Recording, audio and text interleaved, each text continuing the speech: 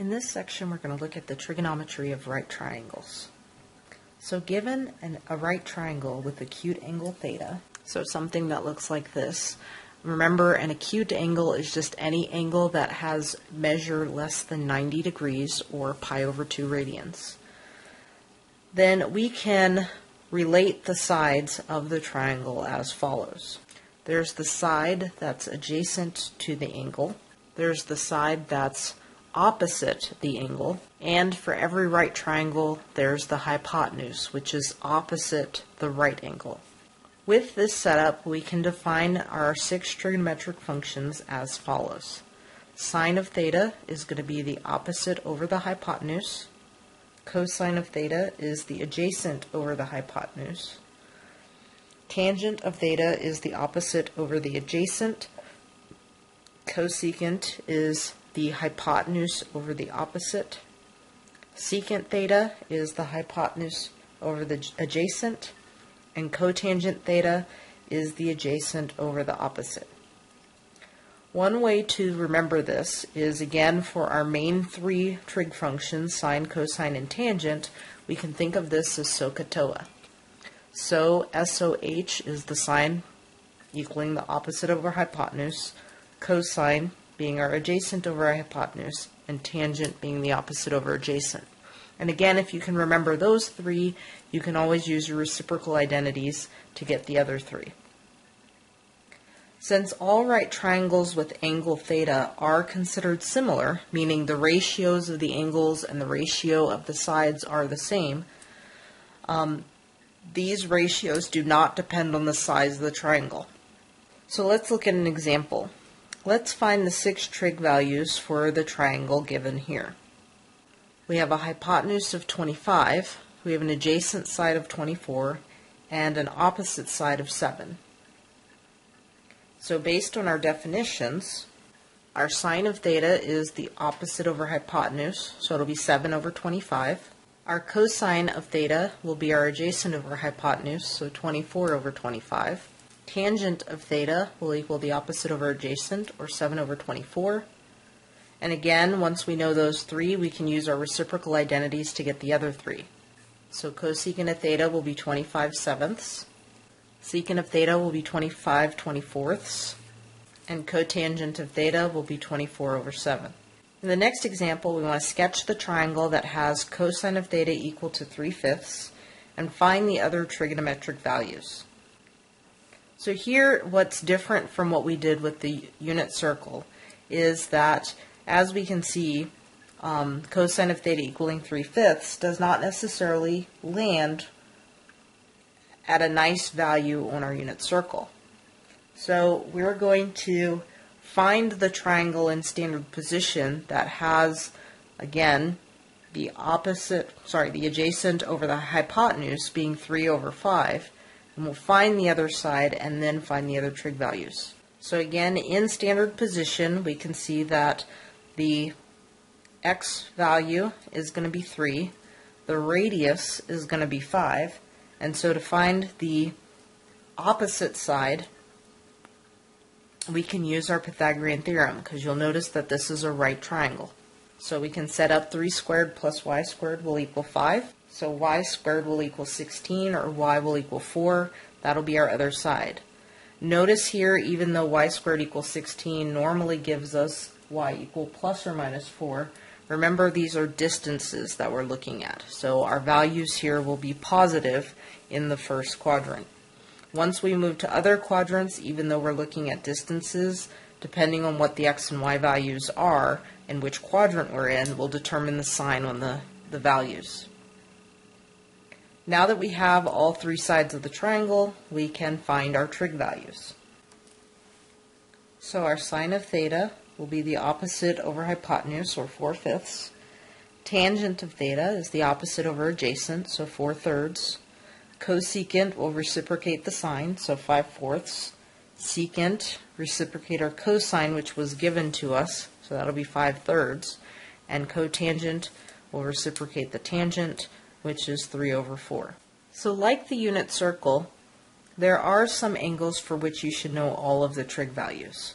So if you remember, in the unit circle we had a bunch of values in the first quadrant plus all of our quadrantal angles that we said you should definitely know the values of all the trig functions. For triangles, there are two special triangles that are useful in remembering these values. And again, you'll notice they're the same values that we talked about in the unit circle.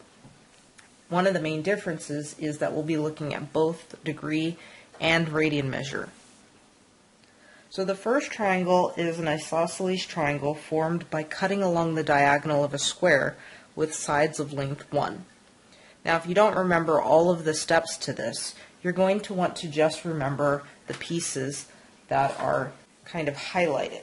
So if we take this square of length 1, side lengths 1, and cut along the diagonal, we can see we get a right triangle that's going to have two sides equal to 1, and then that hypotenuse, which we don't quite know yet.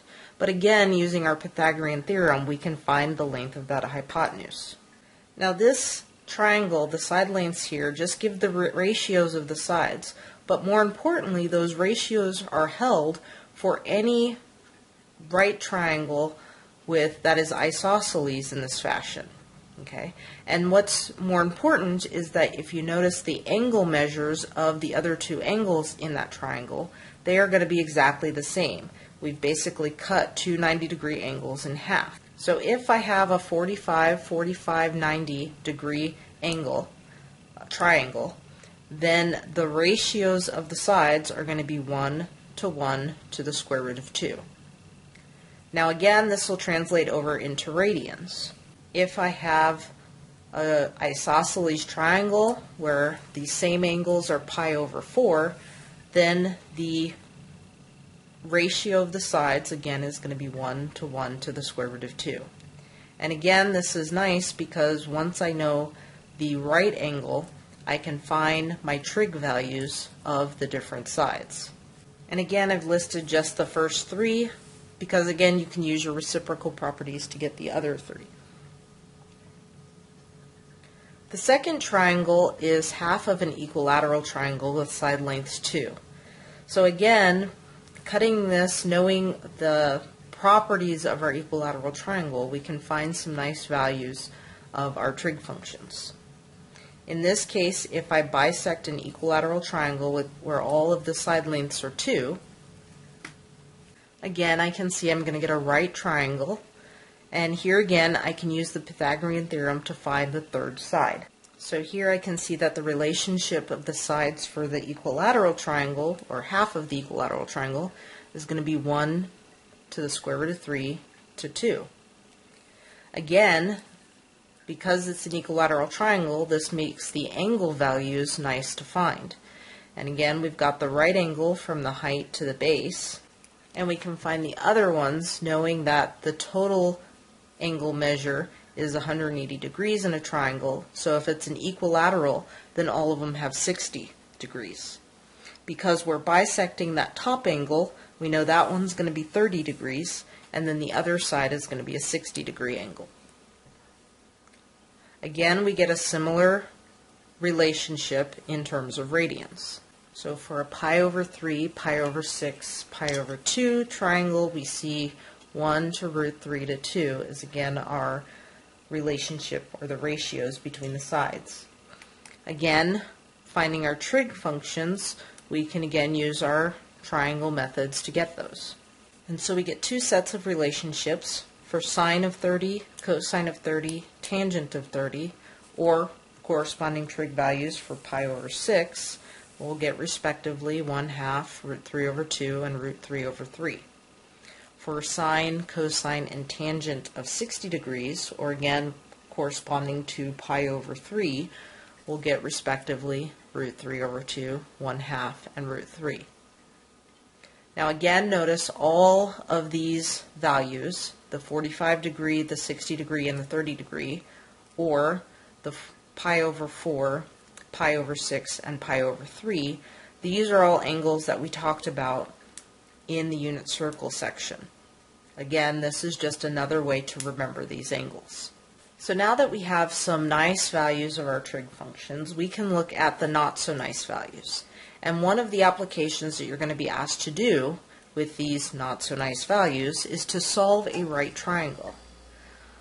To solve a right triangle means to determine the values for all three side lengths and all three angles. Usually you're going to have one of the angles given to you, and that's going to be the right triangle. But you're also going to be given enough information to find the rest of the sides and the rest of the angles. Often you're going to need to use reciprocal properties, Pythagorean properties, the trig definitions, and geometry to solve some of the triangles. You may not need all of those on every single triangle, but you should keep all of that information in mind when you're trying to solve. Okay. Later we'll have some that, based on the information we're given, is not quite enough to solve, and we'll look at how to solve those in later sections. So for this first example, we want to solve the triangle ABC that has angle A equal to 75 degrees and side length A, meaning the side opposite angle A, equal to 100 degrees. If you are given a triangle and the sides are not labeled, your first step should be to label your angles, meaning column A, B, and C so you know which angles you're looking at and which side lengths you're looking at. For a standard triangle, side length A is always going to be opposite angle A, side length B is always opposite angle B, and so forth. So in this example, we're first just going to write out the different angles we want and the different side lengths we want and fill in the information we already know. So here we can see we have two of the three angles, A and C, and we have one of the three sides. So to start, we're just going to use geometry to find the third side. So remember, all of the angles will add up to be 180 degrees. So to find angle B, we're just going to take 180 minus 90 minus the 75. So angle B will be 15 degrees. Now we want to find the side lengths. And to find the side lengths, we're just going to use our trig functions. In this case, since we don't know the hypotenuse, we're probably going to start with a tangent or cotangent to solve for the other side length. So in this case, if we look at the cotangent, we can use the given angle, and again we want to try and use the given information just in case we made calculation errors. We don't repeat them throughout the rest of the problem. So here we can use the cotangent of angle A to get the adjacent over the opposite. So this will give us the cotangent of 75 degrees will equal B over 100. And so here we can solve for B by multiplying by 100. So 100 times the cotangent of 75 degrees will equal B. Okay. Now at this point you can use a calculator to plug in cotangent of 75 degrees. A couple of things to keep in mind. Most calculators don't have a cotangent button, so remember you're going to have to take 1 over the tangent of the angle. The other thing to keep in mind is your calculator will have different modes, so you have to make sure you're in degrees if I'm looking at degrees. Okay, so in this case we'll take 100 times the cotangent of 75, so we find that side length B is going to be 26.79. Again, rounding for these depends on what the problem is asking for. If it doesn't state, I would say round to the nearest hundredth. So now all that's left to find is the side length C, which is our hypotenuse. So to find the hypotenuse, again, I want to use the angle that was given and the information that I'm given. So here, because I'm looking at angle A, the value I was given was 100, and that's the opposite angle. So here I'm going to look at the sine of A to get the opposite over the hypotenuse. So sine of 75 will equal 100 over C. So C will equal the 100 over the sine of 75. Again, we'll plug that into the calculator. Remember again that you're in degrees. So rounding off, we get 103.53. So now that we've found all three angles and all three side lengths, we have solved the triangle. Let's look at one last example. Let's solve the triangle given here. So in this case, We're given that side length C is 425. We have that angle B is 3 pi over 8, and we want to find the remaining values. So again, we're going to start by listing all three angles and listing all three side lengths and plugging in the information that we know. So in this case, since we're in radians, we want to keep everything in radians. B is 3 pi over 8, which means our C is pi over 2. We just need to find the angle A, which again we can do by using our geometric formulas. And then for our side lengths, we have C is 425, and we just need to find A and B.